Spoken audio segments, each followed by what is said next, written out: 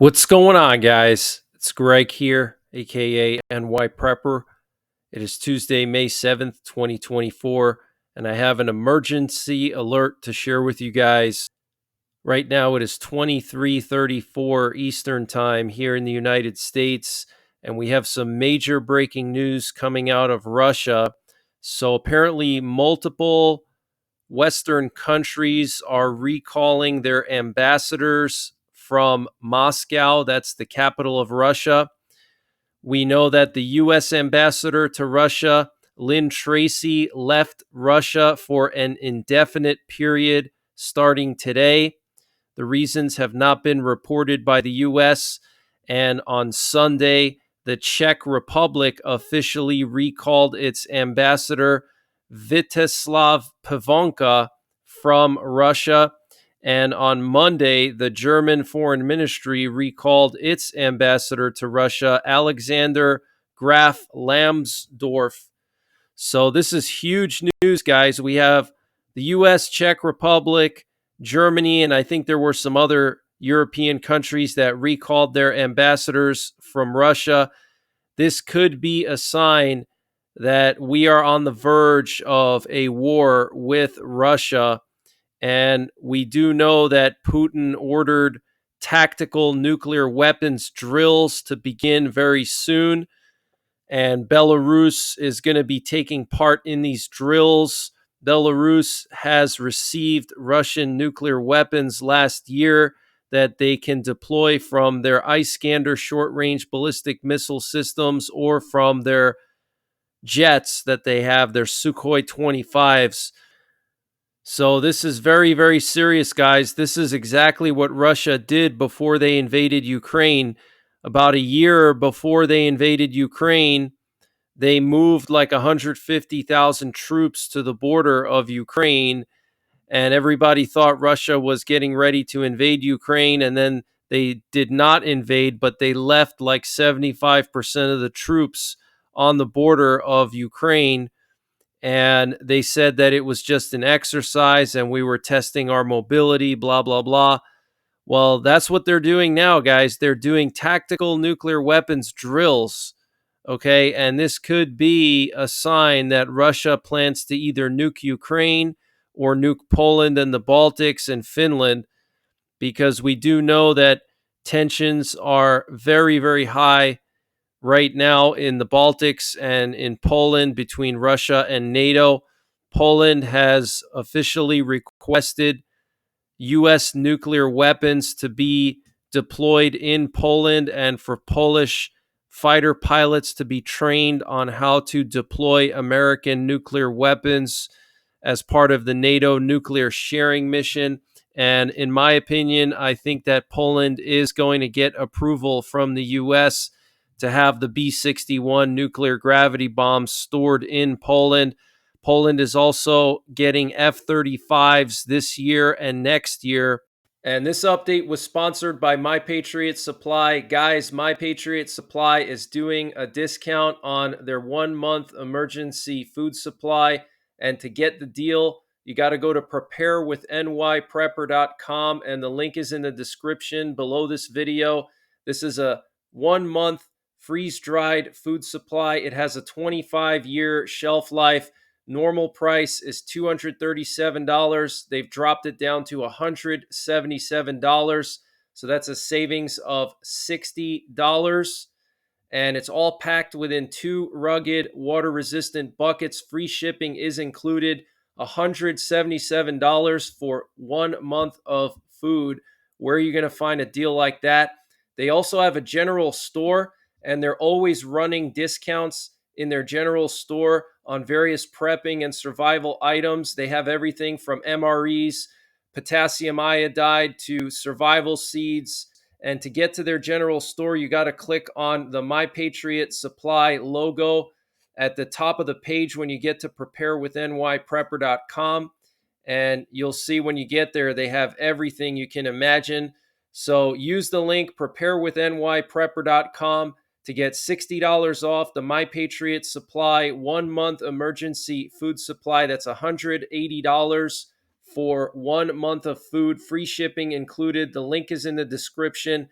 below this video, and also check out their general store. They have everything you can imagine prepping and survival related, and they're always running various discounts there, which can function as mini stealth bombers. Poland ordered 32 F-35s, and each one of those F-35s can carry at least one B-61 nuclear gravity bomb, turning that F-35 into a mini stealth bomber. So the situation is very, very serious, guys. I don't know why all these ambassadors are being recalled from Russia, but we have had a lot of NATO reconnaissance activity over Poland and the Baltics the last few weeks, and last night especially, we had a lot of reconnaissance activity over northern Poland. I've been tracking this for over a year now, and I think we could see this big attack on the Baltics by Russia and Belarus this summer. Putin has the momentum now. It makes sense for Putin to attack the Baltics now and not in 2 or 3 years like NATO is saying, because if Putin waits 2 or 3 years, by then NATO's going to resupply all their equipment. They're going to have more ammunition. They're going to go into more of a wartime production, and they're going to have more tanks and everything else. And they're going to potentially have larger standing armies. They're going to maybe reinstitute drafts in a lot of European countries. I know Poland is talking about instituting some type of a mandatory draft. Germany is talking about it. Multiple countries are talking about it because a lot of the European countries have downsized their militaries over the last 20 years because they felt that the chances of a large conventional war were very little, and the chances of a nuclear war or potentially some type of a contingency situation where special ops are used is more likely. So they focused on the nuclear aspects and the special ops aspects, and they neglected the large standing armies with a lot of tanks and artillery and things like that. And so NATO knows that they're behind on this, and they've already kickstarted production to produce more ammo, more tanks, and to recruit more troops. So in 2 to 3 years, NATO is going to be ready for this Russian attack on the Baltics. So if you're Putin, why would you wait 2 or 3 years if NATO is basically telling you what they're doing and that they will be ready in 2 or 3 years? Makes sense to attack the Baltics now before NATO is prepared, before they have all the ammunition and equipment and forward deployed forces over there. Okay. Plus, Putin has the momentum now. He's winning in Ukraine. He's taken a large chunk of Ukraine. He's taken over 20% of Ukraine. So it makes sense for him to attack the Baltics now. We'll have to wait and see what happens, but I'm very concerned we could see something happen this summer in the Baltics and potentially Poland as well. I want to show you some flights over the U.S. tonight. We currently have a U.S. B-52 nuclear bomber looping over North Dakota, which is extremely unusual for this late at night. And it was looping over the Black Hills earlier this evening. So very, very unusual. There was also a B-52 up in the air earlier today. I reported on that in my update earlier today. And we also have this P-8 Poseidon sub hunter that just got finished with a sub hunting path off the coast of Virginia Beach. This is where Norfolk Naval Base is located. This is where we have a lot of our aircraft carriers. And so this P-8 Poseidon was just doing loops right outside of the Norfolk Naval Base, Chesapeake Bay area, scanning the ocean for subs. Very unusual for this late at night. And we also have some NATO reconnaissance activity in the Eastern Mediterranean tonight. We have an RC-135 rivet joint patrolling just south of Cyprus right now. And we also have this U.S. reconnaissance plane that was just looping over southeastern Poland, keeping an eye on the Russian missiles that were coming into Ukraine tonight. And by the way, Russia launched a large missile attack tonight on Ukraine. From what I understand, the attack is over, but as many as 10 Russian bombers were involved. So I'm sure there was a lot of damage done. I do know that the Polish Air Force scrambled their F-16s to patrol their border with Ukraine in the event that one of these Russian missiles tries to cross into Poland for whatever reason. They could shoot it down. As far as I know, no Russian missiles flew into Poland, but there was a massive strike on Ukraine tonight. So very interesting, and the timing is very interesting because today was Putin's inauguration day, and the Russian Victory Day parade is in 2 days. So I think we're going to see a lot of activity in Ukraine, in Crimea, and in Russia over the next few days as we have all these important days. We had Putin's inauguration today. We have the Russian Victory Day in 2 days. And so I think we're going to see Ukraine really heat up in the coming days and also in the coming weeks as Russia prepares their massive offensive against Ukraine. Russia has already broken through the front line in many areas, and Ukraine is in dire straits. They're losing right now. Russia is winning right now. This is a very, very serious situation for Ukraine. And earlier today, we had a presidential doomsday plane that was flying with its transponder turned off over northern Kansas, and it got aerially refueled by a KC-135 Stratotanker, which is pretty unusual for a doomsday plane to get aerially refueled over the center of the U.S. in the middle of the afternoon. Pretty unusual. And last night we had like a dozen aerial refuelers take off from Travis Air Force Base and head all the way up to northwest Montana along the border with Canada. And then they turned around and came back and landed at Travis Air Force Base. So very, very interesting. And some of these aerial refuelers have the call sign Grim. Actually, half of them had Grim as their call sign.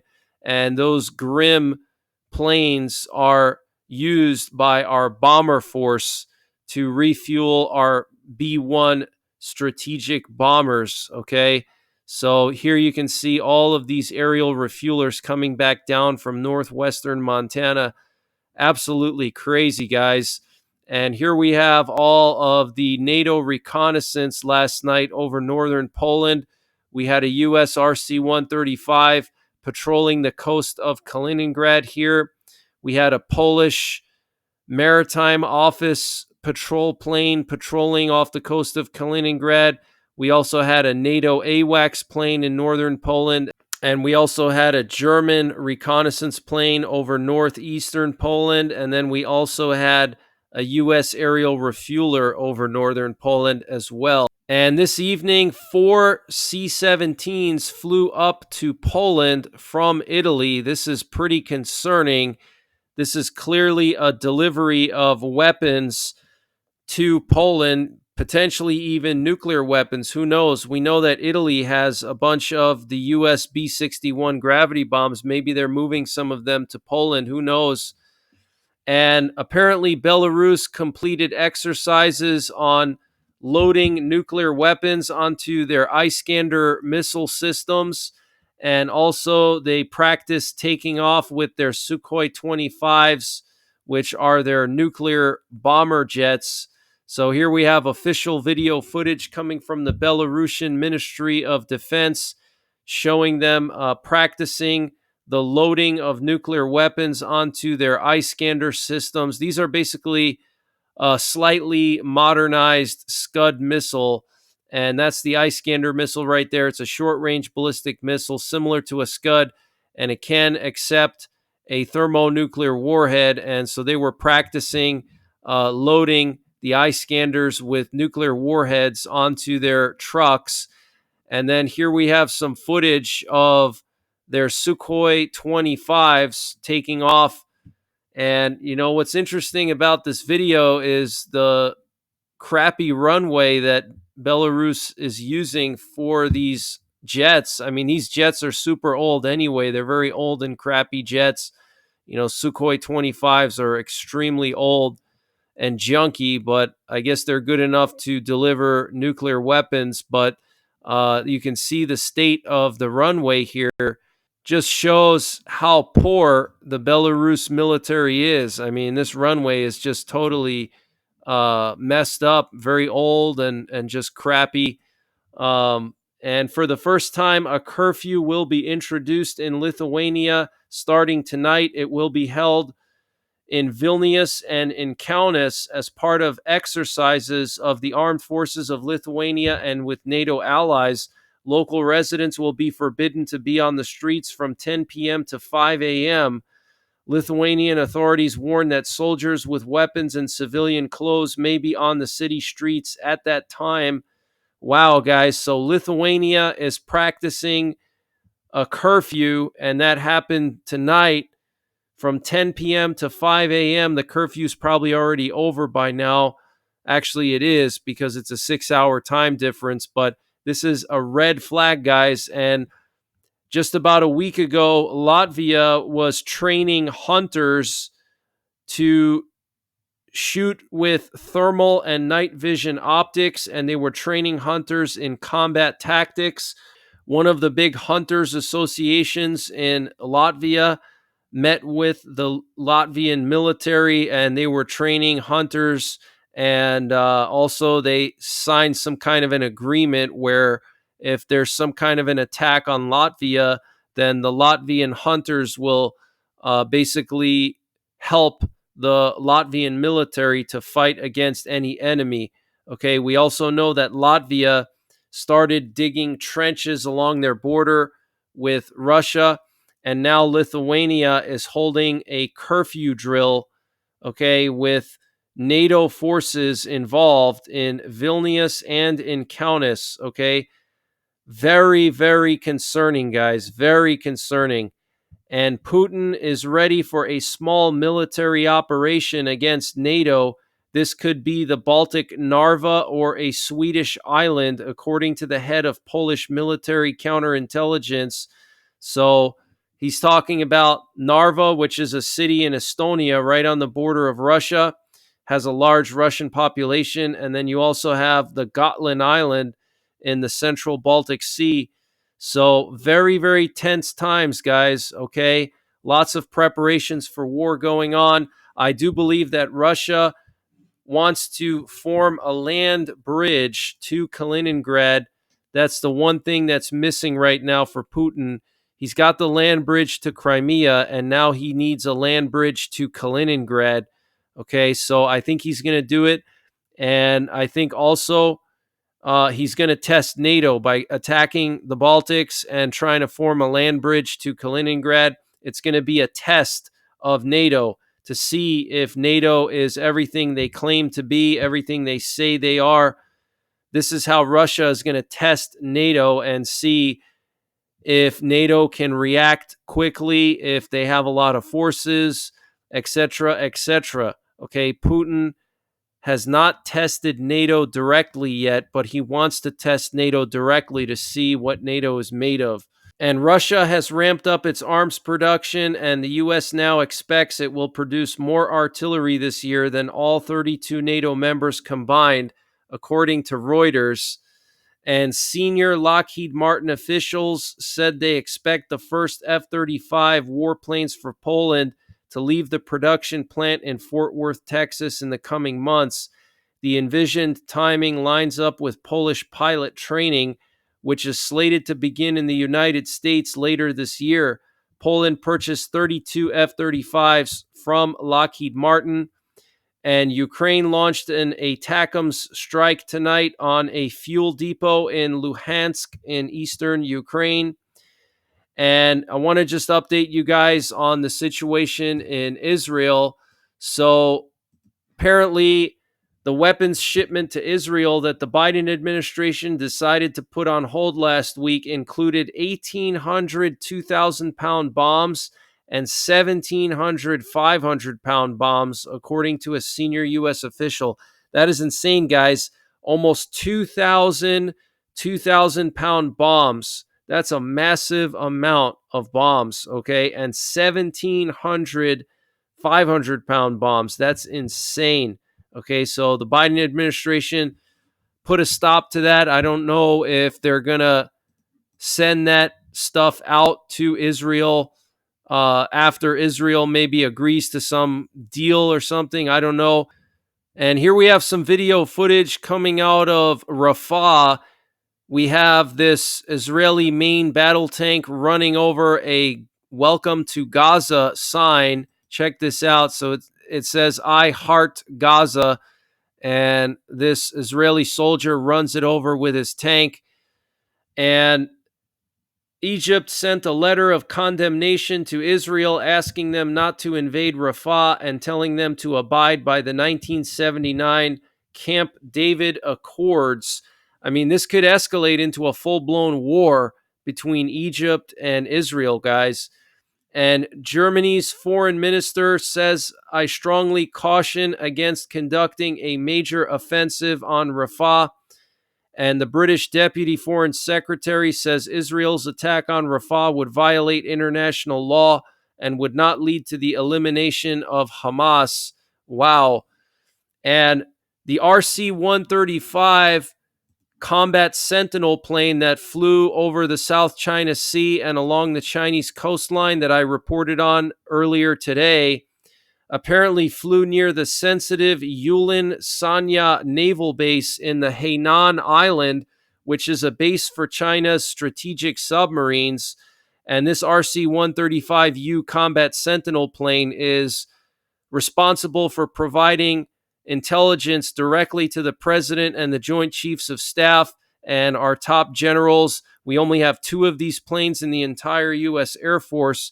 So if one of them is airborne somewhere, it means something important is going on, or there's some important information that the president and our top generals need about a specific area. And it looks like they were keeping an eye on this Chinese strategic sub base last night. And also they flew near the Taiwan Strait.